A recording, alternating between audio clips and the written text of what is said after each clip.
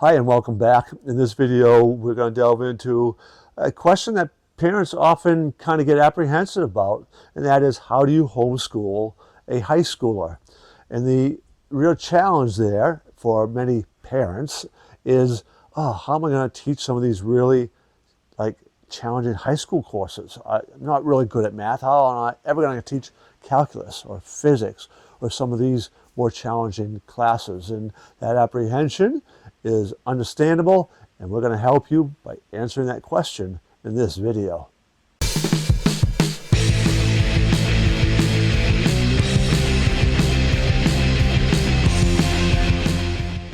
First part of this video, we're going to talk about the mindset, how incredibly important that is, both for the teacher, the parent, and the student, and how that is going to really factor into this.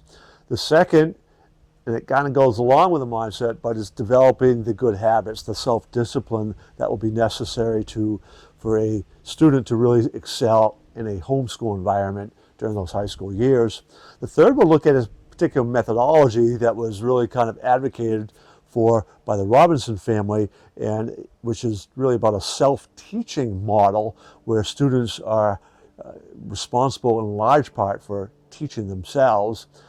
4, we'll talk about how that would work, and in general, how you would go about teaching advanced subjects, and given that particularly the upperclassmen, the academic needs that they might be necessary to get into the college of their choice. So we'll be talking about that academic challenges from that standpoint. And then we're going to be looking from a real life standpoint of just how many students are we talking about here, and what is the results for families who homeschool all the way through high school, and do they get into good colleges? Do they get into colleges? We'll take a look at some of that data. So, mindset, again, is going to be so important, and a mindset around learning for the student, that natural curiosity, that wanting that educational opportunity and independence that kind of comes with being a homeschool high school student, where you have much more flexibility around shaping your curriculum, is really important. And that kind of goes right into our second part, which will be the self-discipline. But I also want to talk about the mindset for the parents and the organizers of that homeschool, where you're dealing with a high school student, and being able to think outside the box, to be able to persist when you're trying to find alternative options, maybe for some advanced placement type classes and courses that are available, and trying to track down people who can help you, and partnering with other families, and all of those kind of things that a good homeschool would be able to do. And that comes from the mindset of abundance, essentially, that parents would have as they're trying to put the pieces in place for their homeschool student. On top of that, it's also understanding the need for setting up a really good learning environment for that child, and having uncluttered space, quiet space, a certain level of trust as well, but also accountability, right? So there's trust and verify. I think we hear that sometimes, right, in politics kind of stuff. We got to trust and verify.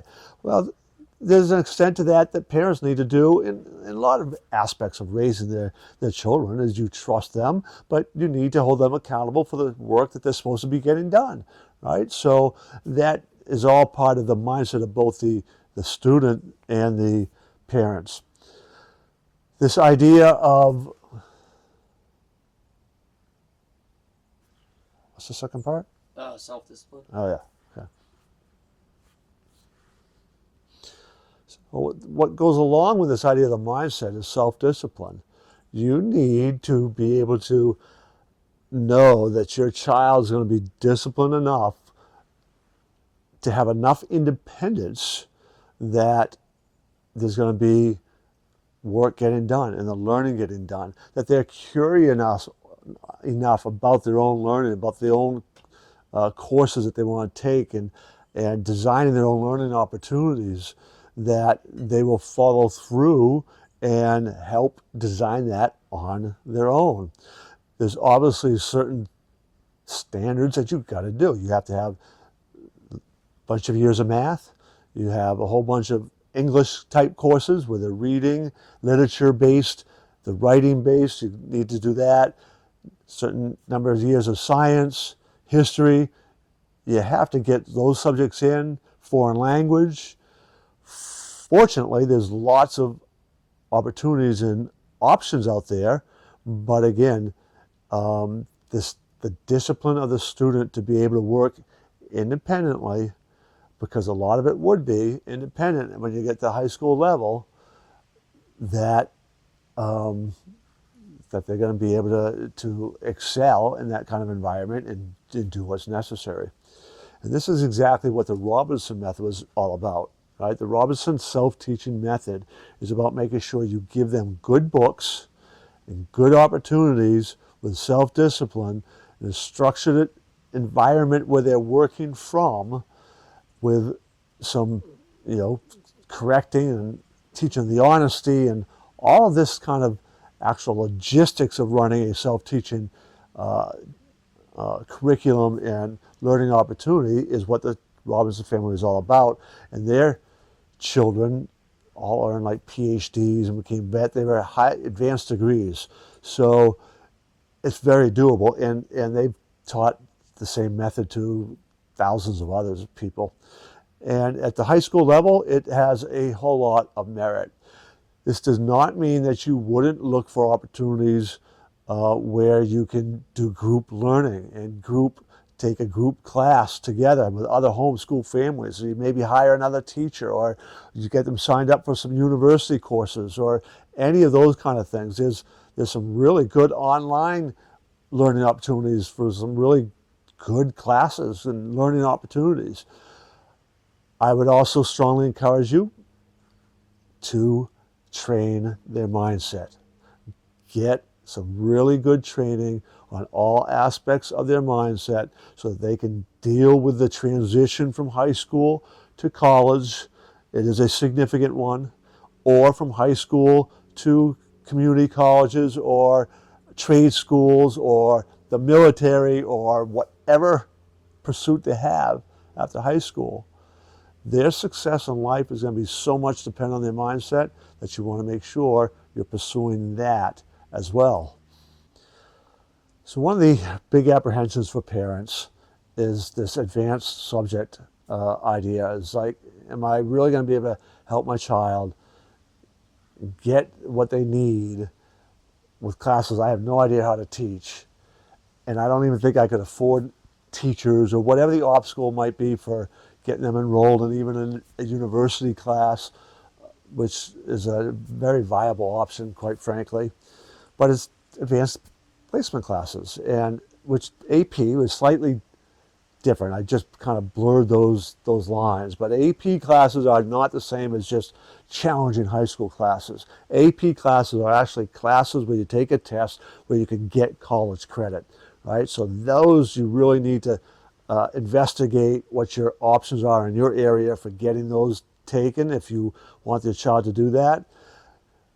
Just taking challenging classes like calculus and physics, which are probably the two most common question parents have. Chemistry would be another one, high school chemistry.